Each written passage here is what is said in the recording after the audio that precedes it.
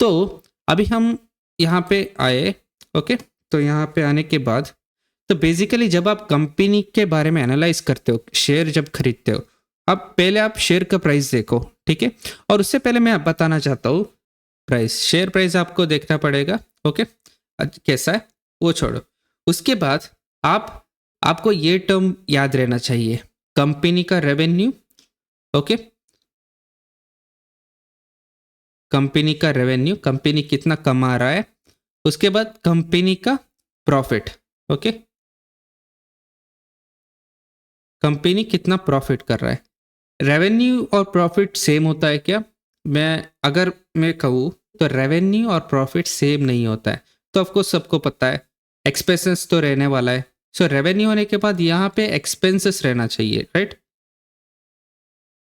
Okay, company का revenue होने के बाद कितना खर्चा हुआ और सैलरी वगैरह बहुत सारे इक्विपमेंट्स का जो इन्वेस्टमेंट है, खर्चा है, वो सब कट करके profit, okay. Revenue minus expenses is equal to profit, okay. उसके बाद प्रॉफिट आफ्टर टैक्स भी आता है, ठीक है। प्रॉफिट देखना चाहिए, रेवेन्यू आपको पता होना चाहिए, एक्सपेंसेस पता होना चाहिए। उसके बाद एसेट और लायबिलिटी, ओके। लायबिलिटी मतलब कंपनी का जो लॉस हो रहा है, लायबिलिटी मतलब लॉस हो रहा है, एसेट मतलब उनका प्रॉफिट, मतलब उनके पास बहुत सारे प्रॉफिट, मतलब सेफ्टी के लिए एसेट्स है या एसेट हो रहा है उनके पास। एसेट मतलब आपका वैल्यू हमेशा पॉजिटिव रहता है, लायबिलिटी मतलब नेगेटिव रहता है। बस आप ये सोच के रखिएगा, ओके। हम फैंसी टर्म में ज़्यादा नहीं घुसेंगे, इतना आप सिंपली ये आप याद रखिएगा, शेयर प्राइस, रेवेन्यू और एक्सपेंसेस, प्रॉफिट और आपका लायबिलिटी और एसेट, ठीक है। उसके बाद यहाँ पे कंपनी के बारे में देखेंगे। कंपनी का बेसिकली हमें पी रेशो देखना है, उनका बैलेंस शीट मतलब फंडामेंटल एनालिसिस में कितना रेवेन्यू आया, कितना एक्सपेंसेस हुआ, और पी रेशो मतलब प्राइस टू अर्निंग रेशो, ठीक है। यहाँ पे मैं आपको पी रेशो बताने वाला। पी रेशो मतलब मार्केट का मतलब शेयर प्राइस और उसका पहला ईपीएस मतलब शेयर प्राइस, जो पहला अर्निंग पर शेयर होता है उसको, और मार्केट का शेयर प्राइस, वो डिवाइड करके उसके बाद प्राइस टू अर्निंग रेशियो निकाला जाता है, ठीक है। और पीबी रेशियो, ठीक है। पीबी रेशियो हमें दिखना चाहिए, प्राइस टू बुक वैल्यू। तो बुक वैल्यू में मतलब इनका जो फंडामेंटल होता है, इनका जो बैलेंस शीट होता है, उसके हिसाब से प्राइस कैसा है, ओके। इसको डिवाइड करके देखा जाता है price to book value ratio, okay. तो ये हम देखेंगे, बट अर्निंग पर शेयर भी देखना है, ओके।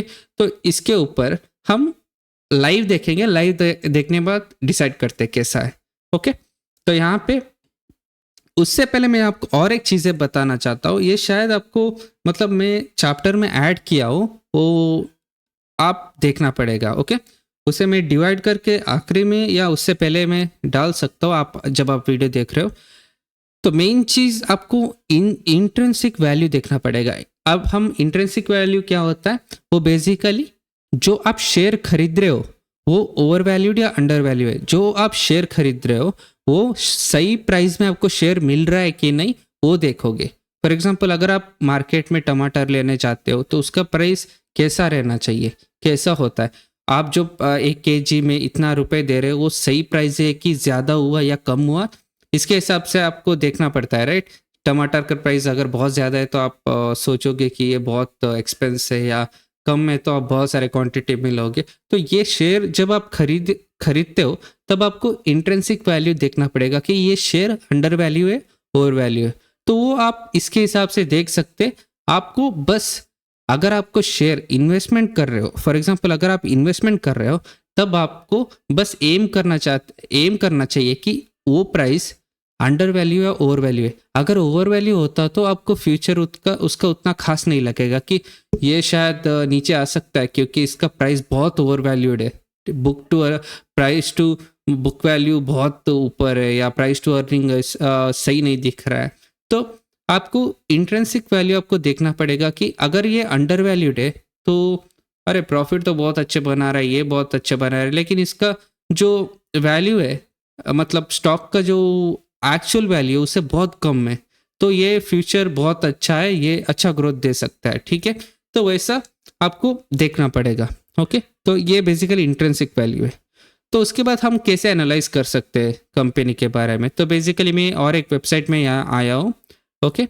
टिकर टेप। ओके, यहाँ पे आप फंडामेंटल एनालिसिस बहुत अच्छी तरीके से कर सकते हो। ओके, तो यहाँ पे लेट्स से मैं यहाँ पे बहुत सारे स्टॉक है, तो यहाँ पे सर्च कर सकते हो आप। ओके, यहाँ पे सर्च कर सकते हो, यहाँ पे निफ्टी 50 है, या ये भी आप यहाँ पे भी देख सकते हो। ठीक है, यहाँ पे देखने के बाद यहाँ पे नीचे देख सकते हो, यहाँ पे पी रेशो या निफ्टी का है, तो उससे अच्छा मैं स्टॉक प्राइस, अगर आप स्टॉक लेते हो राइट, उसका देखेंगे।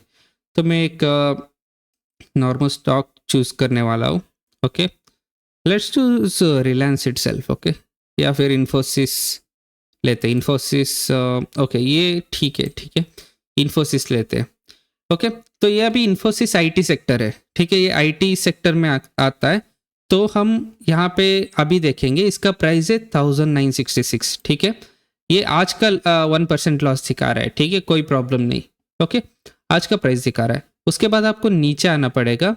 नीचे आने के बाद यहाँ आप देख सकते हो की मैट्रिक्स। ओके, तो प्राइस टू अर्निंग रेशियो क्या है, तो यहाँ पे TTM प्राइस टू 29 है, तो ये तो ठीक दिखाई दे रहा है। मतलब प्राइस टू अर्निंग, प्राइस कितना है इसका, और प्राइस ये इतना अर्निंग देता है कि नहीं, वो हमें बेसिकली देखना पड़ेगा। कैसा, मैं बता दूंगा। और इसके बाद यहाँ पे price to book value ratio. ठीक है, price to book value ratio 9:3, ये तो कुछ ज़्यादा दिखाई दे रहा है। नॉर्मली इसका बुक वैल्यू रेशियो 1 या 2 अच्छा रहना चाहिए, 1, 2, 3। ठीक है, ठीक रहना चाहिए। लेकिन यहाँ पे हम पूरा देखेंगे, मतलब इसका सेक्टर जो है, अब ये इंफॉर्मेशन मतलब आईटी सेक्टर है राइट, ये इंफॉर्मेशन आईटी सेक्टर है राइट। इस सेक्टर में ये स्टॉक है कैसा परफॉर्म कर रहा है, ये देखेंगे। तो यहाँ पे देखो पी रेशियो 29 है, और यहाँ पे डिविडेंड कैसा दे रहा है मार्केट, मतलब सालाना या क्वार्टरली कंपनी अपना प्रॉफिट में से जो इन्वेस्टर है उनको छोटा सा हिस्सा देते हैं, वो कितना देते हैं यहाँ पे लिखा है। ठीक है, तो यहाँ पे देखो पी रेशियो कितना है 29, लेकिन सेक्टर पी कितना है, इस सेक्टर में पी रेशियो कितना है 35।